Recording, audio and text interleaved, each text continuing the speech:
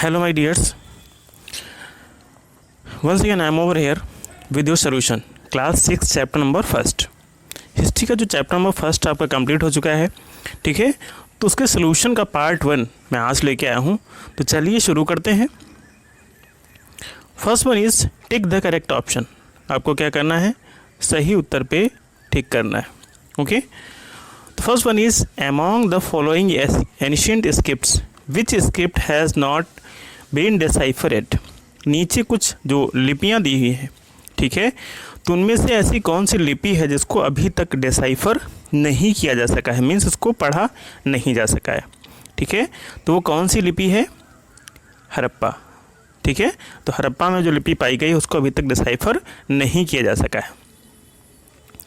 Next is the Vedas, the Buddhist Tripitakas, the Jain Angas, Ramayana and Mahabharata are example of. ये सारे किसके example हैं, किस प्रकार का लिटरेचर है ये, सेक्रेड, सेक्युलर, ये फॉरेन लिटरेचर। तो इस किस प्रकार का लिटरेचर है, सेक्रेड लिटरेचर है। Okay, next is the reference point from which dates are counted. कब से डेट्स को काउंट करना शुरू किया गया, तो रेफरेंस पॉइंट कौन सा है, ठीक है। तो कौन सा है, बर्थ ऑफ जीसस। जीसस की बर्थ के बाद जो रेफरेंस पॉइंट है, ठीक है, उसको वहाँ से डेट्स को क्या करना शुरू किया गया, काउंट्स करना शुरू किया गया। आप जो टाइम ड्यूरेशन है, मीन्स जीसस क्रिस्ट के जन्म के बाद का समय जो भी हम काउंट करते हैं। Okay, next is the period of history for which there are no written records.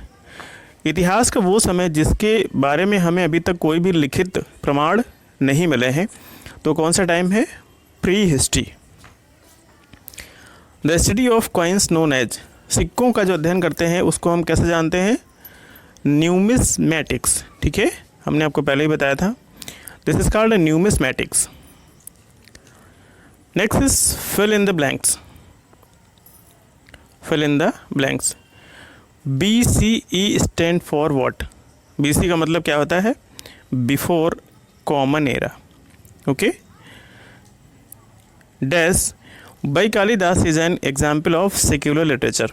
तो कालिदास के द्वारा रचित कौन सी रचना है जो सेक्युलर लिटरेचर को दर्शाता है, तो कौन सा है, Abhijnana Shakuntalam. Okay, next is the study of the past is known as. इतिहास का जो हम अध्ययन करते हैं उसे हम, बीते हुए समय के बारे में जो अध्ययन करते हैं उसे हम किस नाम से जानते हैं, इतिहास, history. Manuscript were written on palm leaves and on the bank of bark of trees, ठीक है। तो मनुस्क्रिप्ट कहाँ लिखी है, पेड़ के पत्तों पे, ठीक है, या बार्क ऑफ ट्रीज, इसको भोजपत्र कहते हैं।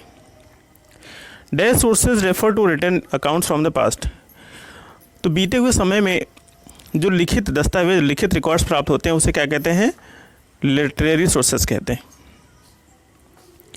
Monuments, coins, tools, weapons, pottery and jewellery are examples of archaeological sources, ठीक है। तो ये किसके उदाहरण हैं, तो जो कोई भी हमें थिंग्स, कोई वस्तु प्राप्त होती है उसका हम यूज करके किसी चीज़ का स्टडी करते हैं तो वो आर्कियोलॉजिकल सोर्स में आती है, और लिखित रूप में तो लिटरेरी सोर्स में आती है।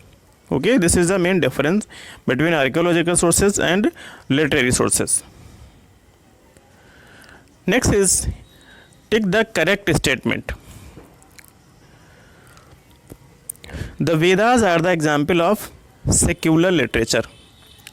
वेद है वो काहे का उदाहरण है, सेक्युलर लिटरेचर का। तो ये रॉन्ग है, ठीक है।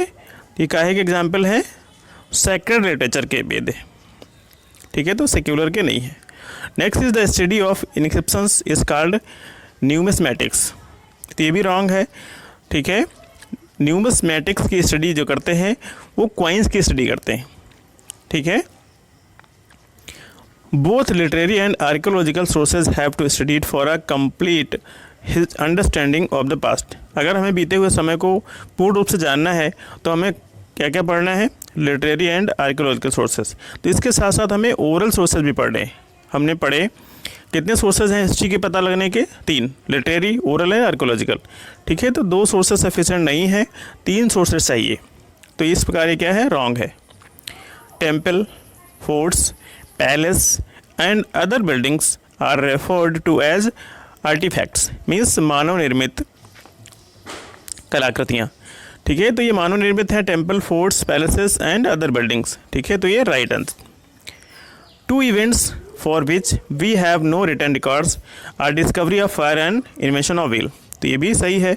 आग की खोज कैसे हुई, कब हुई, यह पहिए का आविष्कार कैसे हुआ, कब हुआ, तो इसके बारे में हमें ठीक कोई रिटन रिकॉर्ड्स नहीं प्राप्त है। ठीक है, तो ये भी आपका क्या है, राइट है। Next is a person who excavated and studies the material remains of the past is known as archaeologist। कोई भी व्यक्ति जो खुदाई में अवशेष प्राप्त होते हैं, मटेरियल्स प्राप्त होता है, उसका अध्ययन करता है, उसको हम क्या कहते हैं, आर्कियोलॉजिस्ट। ठीक है, तो ये सही है। Next one is give short answer for the following questions. नीचे जो क्वेश्चंस दिए हैं उनके आपको आंसर शॉर्ट में लिखने। First one is what is timeline. Timeline क्या होती है?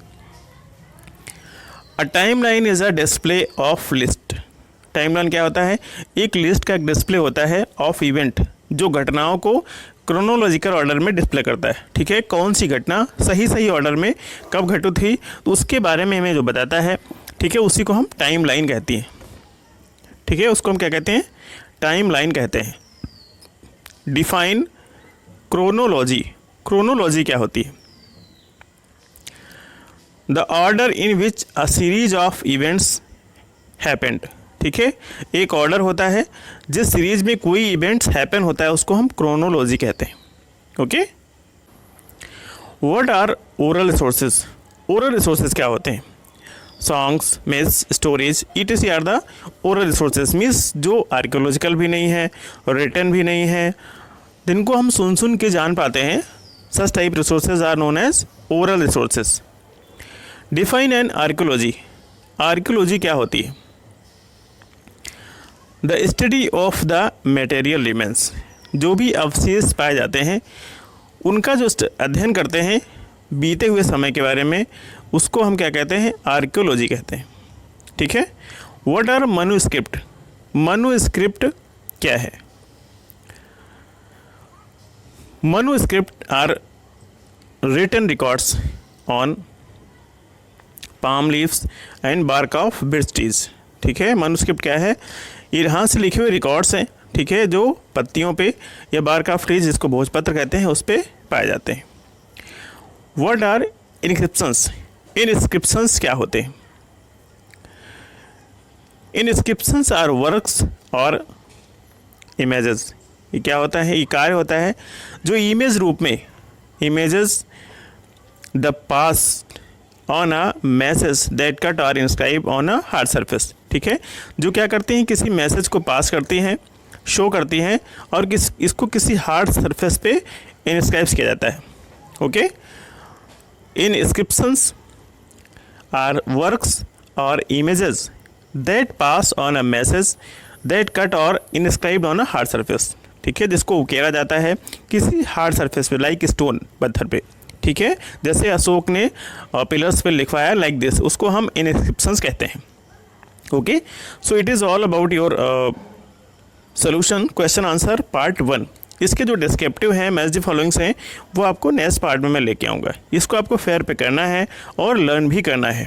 If you have any problem तो आप कमेंट बॉक्स में कमेंट करें। ओके।